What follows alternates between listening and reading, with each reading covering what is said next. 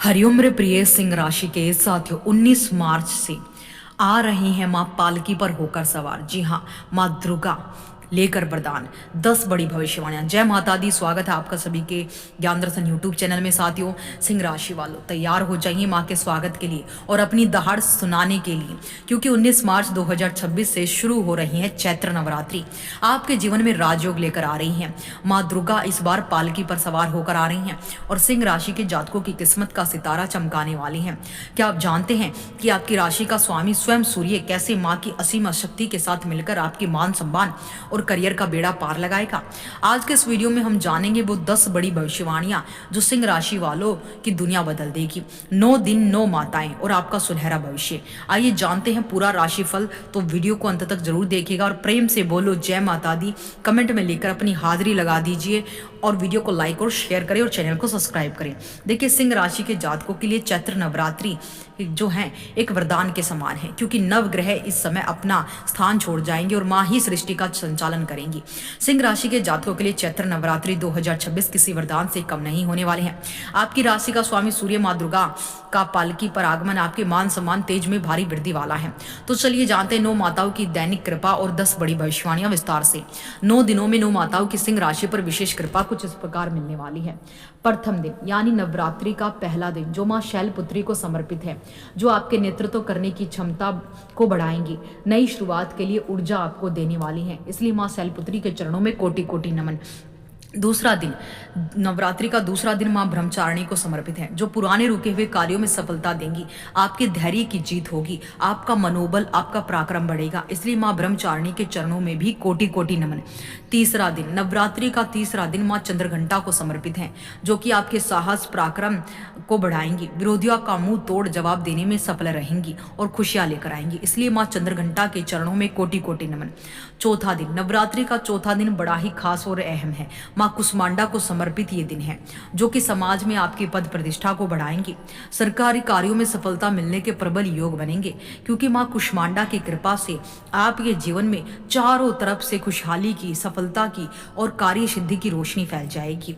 इसलिए मां कुष्मांडा के चरणों में भी कोटि कोटि नमन, ताकि मां कुष्मांडा की कृपा, उनकी ये मुस्कान आपके जीवन में रोशनी, खुशियों की लेकर आए। साथियों, अब बात करते हैं पांचवा नवरात्रा, जो बहुत खास होने वाला है, जो कि मां स्कंद माता को समर्पित ये पंचम नवरात्रा परिवार में सुख शांति लेकर आ रहा है। संतान की ओर से गौरवान्वित करने वाले समाचार मिलेंगे, संतान की उन्नति होगी और नव दंपतियों को संतान सुख मिलेगा। इसलिए मां स्कंद माता के चरणों में भी कोटि कोटि नमन।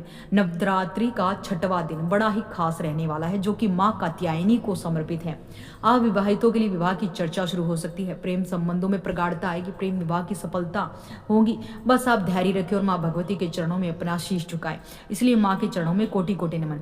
सातवां दिन बड़ा ही अनोखा है, मां कालरात्रि को समर्पित है। गुप्त शत्रुओं का नाश होगा, कोर्ट कचहरी के मामलों में विजय प्राप्त होगी। इसलिए मां कालरात्रि के चरणों में कोटि कोटि नमन। साथियों, आठवां नवरात्रा यानी दुर्गा अष्टमी का ये पावन दिन, दुर्गा अष्टमी का दिन माँ महागौरी को समर्पित है, जिससे आपके घर में सुख साधन बढ़ेंगे, क्योंकि माँ शुक्र का प्रतिनिधित्व करती हैं। धन संचय करने में आप सफल रहेंगे। इसलिए माँ महागौरी के चरणों में कोटि कोटि नमन। नौवां दिन माँ सिद्धिदात्री को समर्पित है, जो हर कार्यों में सिद्धि दिलाएंगी। माँ की कृपा से आपकी सोई हुई किस्मत जाग उठेगी, मनोरथ सिद्ध होंगे। इसलिए माँ सिद्धिदात्री के चरणों में कोटि कोटि नमन। राजयोग के संकेत माँ लेकर आ रही है। सूर्य की शुभता और माँ का आशीर्वाद आपको किसी ऊंचे पद पर बैठा सकता है। सरकारी लाभ, सरकारी नौकरी की तैयारी कर रहे लोगों को बड़ी सफलता मिल सकती है।